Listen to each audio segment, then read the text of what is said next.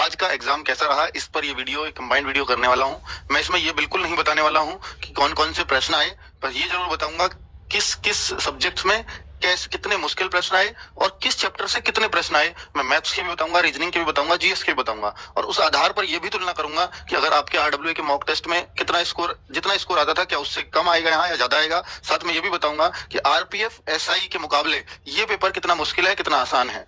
और फिर बाद में हम एक गुड स्कोर की भी बात करेंगे कि इस पेपर में कितना एक गुड स्कोर मान लिया जाएगा। तो ये सारा ब्रीफ मैं इस वीडियो के अंदर देने वाला हूं, तो बहुत ज्यादा मैं आपका समय बर्बाद नहीं करूंगा और लास्ट में 2 सलाह आपको जरूर दूंगा। वो 2 काम अगर आप करेंगे तो आपको विशेष फायदा होगा, ऐसा मेरा मानना है। ठीक है, पहले तो आप एक बार देख लीजिए कि किन किन डेट्स में एग्जाम है। आज से आरपीएफ एग्जाम शुरू हो रहा है, 2 मार्च, यानी आज मैं शाम को 9 बजे वीडियो बना रहा हूँ। इसका मतलब है कि आज तीनों शिफ्ट हो चुकी हैं और तीनों शिफ्टों के बाद ये एनालिसिस आप लोगों के लिए लेकर के आया हूँ, जो बहुत ही इंपॉर्टेंट और बहुत सारे बच्चों ने इसकी रिक्वेस्ट की थी, इसलिए मुझे लाना पड़ा। पहले मेरा कोई प्लान नहीं था इसको लाने का।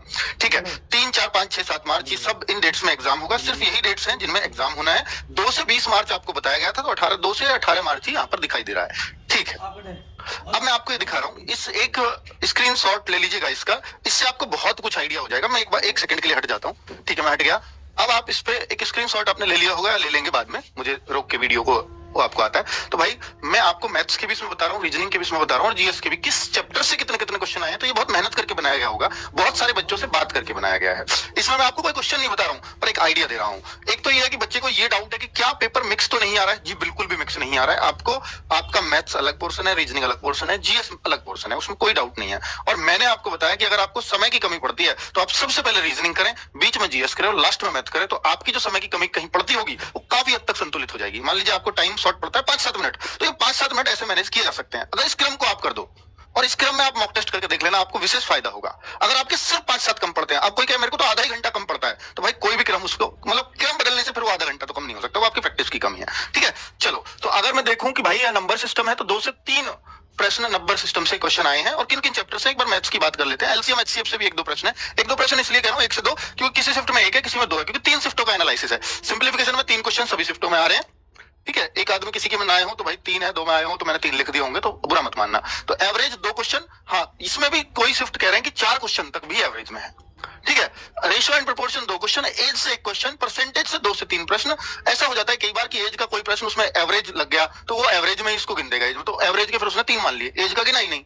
तो इस तरीके से हो जाता है कि लेते हैं। और सीरीज भी जो अभी जैसे 4 क्वेश्चन अगर हम देखें तो 4 क्वेश्चन सीरीज से हैं, जिनमें 2 क्वेश्चन नंबर सीरीज से हैं और 2 क्वेश्चन अल्फाबेटिकल सीरीज से हैं। तो अल्फाबेटिकल सीरीज से तो बहुत मुश्किल क्वेश्चन नहीं होते, लेकिन जो नंबर सीरीज के क्वेश्चन है वो थोड़े मुश्किल आ रहे हैं।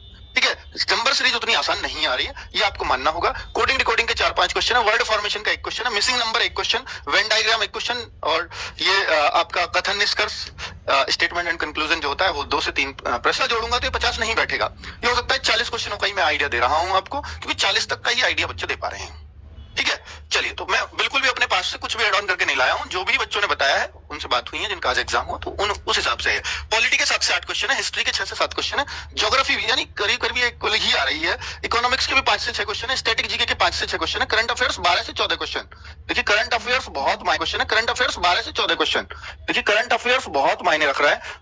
ऐसा मतलब ऐसा हर बार नहीं होता कि करंट अफेयर्स इतना ज्यादा पूछ लिया जाए, पर आज ऐसा हो रहा है कि करंट अफेयर्स सारी शिफ्टों में खूब भर के पूछा गया है। और करंट अफेयर्स ऐसा नहीं है कि जो आप टच भी ना कर पाओ, करंट अफेयर्स बच्चों का पढ़ा हुआ मिल रहा है अगर आपने पढ़ा है। कोई एक बात यहाँ पर अपने आइडिया के लिए बता रहा हूं कि अगर आपको समय की कमी लगे या आप चाहते हो कि मेरा समय कम ना पड़े, अगर आप बिल्कुल time to time, cut to cut, कि यार मेरा 1.5 घंटे में एग्जैक्ट पेपर हो पाता है या मेरे 5 मिनट अगर पेपर के और मिलते तो मैं बहुत अच्छा कर जाता, तो जो ऐसे बच्चे हैं उनको एक क्रम बहुत इंपॉर्टेंट रोल प्ले करेगा। तो भाई सबसे पहले मैं आपसे बोलता हूं, क्योंकि तीनों सब्जेक्ट अलग अलग आ रहे हैं, सबसे पहले रीजनिंग करो, इसके बाद जीएस करो और इसके बाद मैथ्स करो। और भाई करो मत, मान लीजिए चलो कल को पेपर है, तो जिनका परसों का, कल को तो कुछ का होगा, अब मैं तो उनसे क्या ही बोलूंगा, लेकिन जिनका परसों को है तो एक मॉक टेस्ट करके देख लेना इस क्रम में।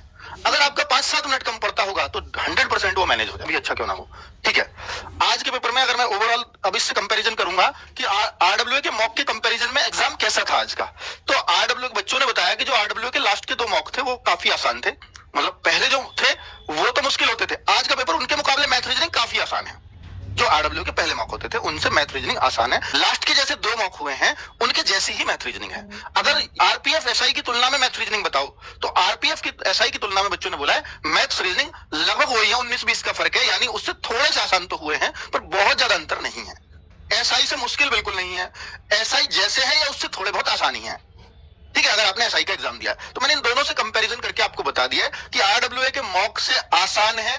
बच्चे से बात की तो उसने बताया कि भाई साहब कि मैं यहां पर 30-31 करता था, मैथ रीजनिंग दोनों की बात कर रहा हूं, 30-31 करता था, तो जो बच्चा 30-31 करता था वो 34-35 भी करके आ रहे हैं काफी बच्चे। आप लेंथी क्वेश्चन को पढ़ करके सोचोगे इसका काम तमाम अभी कर जाऊं, तो हो सकता है वो आपका काम तमाम वहीं कर दे। ठीक है, तो मेरे भाई इससे थोड़ा सा बचना। कितना स्कोर अच्छा माना जाएगा, ऐसी कोई कसम खा करके मेरे भाई मत जाओ, ऐसी कोई कसम खा करके मत जाओ कि इतना स्कोर अच्छा माना जाएगा, क्योंकि पेपर बहुत लंबा चलेगा, हर दिन 3 शिफ्ट है, और जब इतने दिन एग्जाम होगा, मैं आपको अगर दिखाने लगूं कि ये कितनी शिफ्टों में एग्जाम हो रहा है, तो ये 2 2 4 2 6 6 दूनी 12 12 3 36, हर दिन 3 शिफ्ट है, तो 36 शिफ्टों में जब एग्जाम हो रहा हो तो ऐसा नॉर्मलाइजेशन का भी बहुत बड़ा अंतर होता है। पर फिर भी अगर कोई बच्चा 90 के आसपास स्कोर कर रहा है, मतलब 90 क्वेश्चन ठीक कर दे रहा है, 90 क्वेश्चन को अटेम्प्ट करके आया है और उसके अधिकतर उसमें से ठीक निकलने के चांसेस हैं, तो मुझे लगता है कि वो एक अच्छा स्कोर माना जाएगा। पर मैं फिर भी ये नहीं कहूंगा कि 90 वाला ही पूर्णतः सेफ है, नहीं हो सकता 80 वाला भी हो, 85 वाला भी हो, क्योंकि जीएस में उतना अच्छा स्कोर नहीं कर पा रहे हैं बच्चे। जीएस रुला रहा है, जीएस से बच्चे थोड़े से परेशान दिखे हैं, मैथ रीजनिंग परेशान करने वाले नहीं है। ठीक है, तो भाई 90 मैं गुड स्कोर की बात कर रहा हूं, मैं कट ऑफ नहीं लगा रहा हूं, और 90 में से कुछ गलतियां भी होंगी।